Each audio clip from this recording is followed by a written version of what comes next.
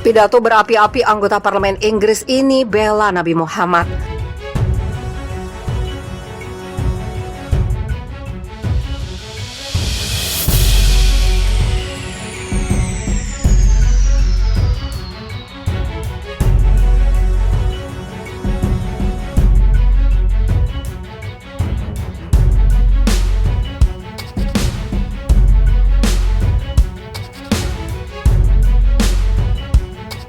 Seorang anggota parlemen Inggris membela Nabi Muhammad dalam pidatonya yang berapi-api saat membahas RUU vandalisme di negara tersebut. Menyadur Anadolu Agency Rabu 7 Juli, Nasya, seorang anggota parlemen dari Partai Buruh, berbicara di hadapan House of Commons pada hari Senin saat membahas RUU vandalisme.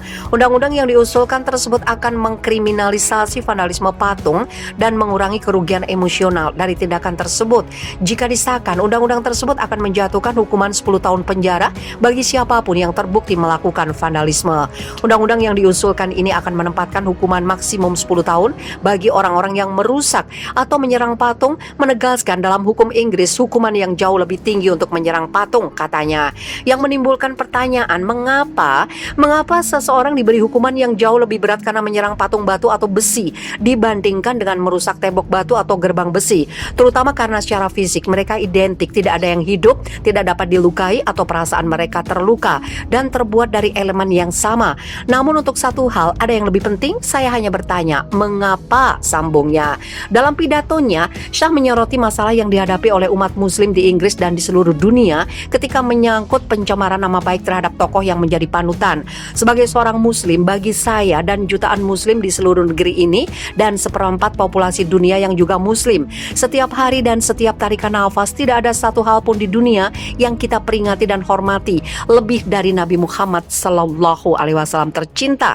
Jelasnya, Shah membuat perbandingan antara keterikatan rakyat Inggris kepada tokoh-tokoh seperti Winston Churchill dan Oliver Cromwell dengan cinta dan kasih sayang umat Islam kepada Nabi Muhammad.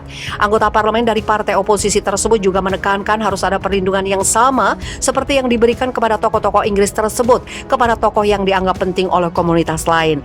Ketika orang-orang fanatik dan rasis mencemarkan nama baik, menfitnah atau melecehkan Nabi kami seperti yang dilakukan beberapa orang terhadap tokoh-tokoh seperti Churchill, kerusakan emosional yang ditimbulkan tidak tertahankan karena bagi 2 miliar umat muslim dia adalah pemimpin yang ada di hati kami, kehormatan dalam hidup kami dan menjadi dasar identitas dan keberadaan kami, tegas Shah. Di sisi lain, Shah juga berpendapat bahwa pencemaran nama baik kepada monumen bersejarah adalah sebuah tindakan yang salah dan sangat memecah belah.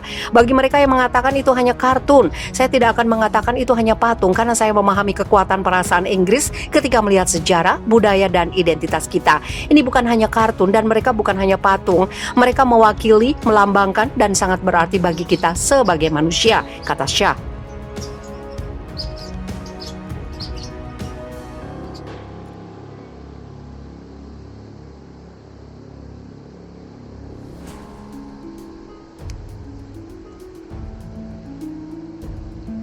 Pangkalan militer Amerika Serikat di Irak dibombardir 14 serangan roket. Pangkalan militer Amerika Serikat di Irak menjadi sasaran serangan roket pada Rabu 7 Juli 2021. Ain al-Asad, pangkalan militer Irak bersama Amerika Serikat diserang oleh 14 roket yang mendarat di pangkalan dan perimeter, tulis Kolonel Angkatan Darat Amerika Serikat Wayne Maruto di Twitter. 2 personel menderita luka ringan, ujar Maruto yang menambahkan bahwa serangan itu juga merusak rumah-rumah dan sebuah masjid. Seperti yang dilansir dari AFP pada Rabu 7 Juli, pasukan keamanan Irak mengatakan peluncur roket itu disembunyikan di dalam truk yang membawa kantong tepung.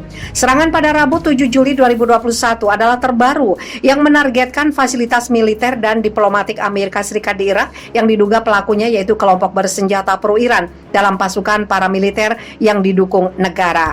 Pasukan Amerika Serikat memiliki 2.500 tentara yang dikerahkan di Irak sebagai bagian dari koalisi anti-ISIS yang telah menjadi target serangan hampir 50 kali pada 2021 di Irak. Sebuah kelompok militan Syiah yang disebut Brigade Pembalasan Al-Muhandis mengaku bertanggung jawab atas serangan Rabu itu dan bersumpah untuk mengalahkan pendudukan brutal. Menurut kelompok intelijen City yang berbasis di Amerika Serikat yang mengawasi kelompok-kelompok ekstremis, Kelompok militan itu dinamai oleh Abu Mahdi al-Muhandis dari aliansi para militer Hashd al-Shaabi Irak yang tewas bersama dengan Jenderal terhormat Iran Qasem Soleimani dalam serangan drone Amerika Serikat pada awal 2020, kata SITE. Pada akhir Juni, Amerika Serikat melakukan serangan udara mematikan terhadap pejuang pro-Iran di Irak dan Suriah. Serangan drone Suriah. Belum lama ini pangkalan militer koalisi Amerika Serikat di Suriah juga diserang di perbatasan Suriah, di mana militer pro-Iran telah berperan dengan rezim Damaskus dalam perang saudara yang telah berlangsung selama 1 dekade. Pasukan Demokratik Suriah yang didukung Amerika Serikat mengatakan bahwa mereka menangkis serangan drone di dekat pangkalan di ladang minyak Omar di timur Suriah dalam operasi kedua dalam beberapa hari. Pasukan garis depan kami melawan ISIS dan pasukan koalisi di daerah ladang minyak Omar menangani serangan drone, katanya. Seraya menambahkan bahwa serangan drone itu tidak menyebabkan kerusakan. Observatorium Suriah untuk Hak Asasi Manusia, sebuah lembaga pemantau perang yang berbasis di Inggris, mengatakan milisi pro-Iran mungkin meluncurkan drone dari daerah pedesaan di luar kota Al-Mayaden di barat daya ladang minyak. Itu adalah serangan kedua dalam beberapa hari setelah SDF melaporkan 2 granat berpeluncur roket mendarat di sisi barat ladang minyak Al-Omar, Suriah pada Minggu 4 Juli malam waktu setempat yang tidak menimbulkan korban. Milisi pro-Iran juga menembakkan beberapa tembakan ke Al-Omar pada Senin pekan lalu, menyebabkan kerusakan tetapi tidak ada korban, kata Observatorium. Amerika Serikat telah melakukan serangan-serangan pada malam sebelumnya terhadap 3 sasaran yang digunakan oleh kelompok pro-Iran di Suriah Timur dan Irak Barat. Observatorium mengatakan setidaknya 5 militer Irak yang didukung Iran tewas dalam serangan di sisi perbatasan Suriah.